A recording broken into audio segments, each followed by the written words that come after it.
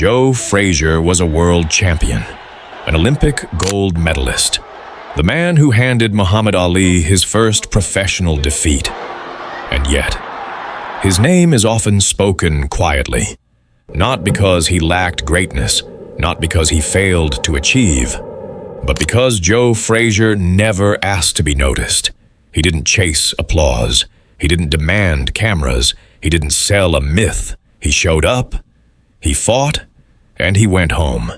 Today, this is not about opinions. It's not about debates or rankings or fantasy lists. Today, it's about listening. Because the truth about Joe Frazier was never told best by journalists or headlines or highlight reels. It was told by the men who fought him, the men who stood across the ring, the men who felt his pressure, the men who tried to escape him and couldn't. In the 1970s, heavyweight boxing ruled the world. This wasn't just sport. It was power. It was politics. It was identity. Heavyweights weren't just fighters. They were symbols. Muhammad Ali was the voice. Sharp, brilliant, unavoidable. He spoke faster than most men could think. He controlled rooms before he ever threw a punch. George Foreman was raw force, heavy hands, cold intention, a man who ended fights without conversation, and Joe Frazier. Joe Frazier was pressure, not loud pressure, not dramatic pressure, relentless pressure. He didn't dance, he didn't pose, he didn't perform for cameras. He moved forward, step by step, round by round. Every step closed space. Every second removed comfort. Joe Frazier didn't just punch you. He crowded you. He leaned on you. He suffocated you. He forced mistakes. He made you fight when you wanted to rest and breathe when you wanted to panic. He didn't need an early knockout. He made you tired of surviving. History loves noise. It loves charisma. It remembers the loudest voice in the room. And Joe Frazier never raised his. Muhammad Ali fought many great fighters, champions, legends, dangerous men. But only one man truly pushed him to the edge. Not once, not twice, 3 times. Their rivalry wasn't built on marketing. It was built on pain. When Ali returned from exile, after years away from the ring, after years of fighting outside of it, it was Joe Frazier who stood in front of him. No sympathy, no favors, just consequence. 15 rounds, no shortcuts, no hiding.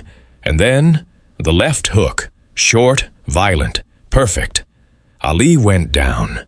For a moment, the world stopped breathing.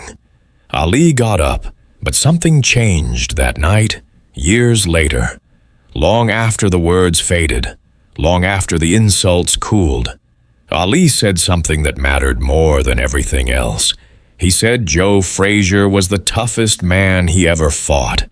That sentence matters, because Ali didn't give respect easily. Behind the trash talk, behind the cruelty, behind the showmanship, Ali knew the truth. Joe Frazier never backed up, never flinched, never broke. Ali could outthink fighters, outtalk them, outmaneuver them, but he couldn't scare Joe Frazier, and that terrified him. Then came George Foreman. You don't need drama to explain Foreman. Power explains itself. Foreman knocked Joe Frazier down. Once, Joe got up. Again, Joe got up. Again, Joe got up. The punches were heavy. The impact was brutal. Each knockdown looked final. But Joe kept rising. On paper, that should end the story. But paper doesn't fight back. What Foreman later admitted says everything. Joe Frazier just kept coming. No fear, no hesitation, no quit. Foreman said Joe didn't know how to stop. Power can knock a man down, but it can't measure heart. And even the man who beat him never questioned his courage. Joe didn't lose because he lacked skill. He lost because styles collide. Pressure met explosion. Something had to give. But heart never did. Years passed. The era changed. The noise grew louder. A young heavyweight studied the past. Mike Tyson. Cus D'Amato didn't teach Tyson how to entertain. He didn't teach him how to talk. He taught him discipline, control, pressure. And when D'Amato showed Tyson film, he didn't show flashy fighters. He showed Joe Frazier. Tyson studied the movement, the head motion, the balance, the way Joe slipped shots, closed distance, cut off escape routes. Joe didn't chase opponents. He trapped them. Tyson called Joe Frazier relentless, a killer. Not because of fame, not because of belts, but because of mindset. Controlled aggression, endless pressure, no escape. That influence shaped a generation. But history didn't reward Joe Frazier the same way, because history prefers stories, not workers. And Joe Frazier was a worker. He wasn't protected. He wasn't marketed carefully. He wasn't polished. He was effective. Round after round, fight after fight, he fought with damaged eyes, injured hands, a body absorbing punishment most fighters would walk away from. He never complained, never asked for sympathy. An Olympic gold medal, an undisputed heavyweight championship, a victory over Muhammad Ali. These aren't footnotes, they are pillars.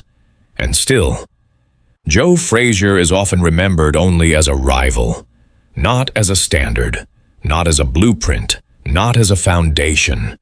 But fighters know better. They understand what it means to walk forward when your legs are heavy, to throw punches when your lungs burn, to stay present when quitting feels safe. Joe Frazier wasn't a footnote. He was a measuring stick. If you could survive Joe Frazier, you belonged. If you couldn't, history moved on without you. Joe Frazier doesn't need rewriting. He needs understanding. Because greatness isn't always loud. It isn't always poetic. Sometimes, greatness is quiet. It shows up every day, does the work, takes the damage, and leaves without applause. The men who fought Joe Frazier never doubted him. Not Ali, not Foreman, not Tyson. They knew what it felt like. And sometimes, the truth about a fighter is not found in headlines. It's found in the words of those who survived him.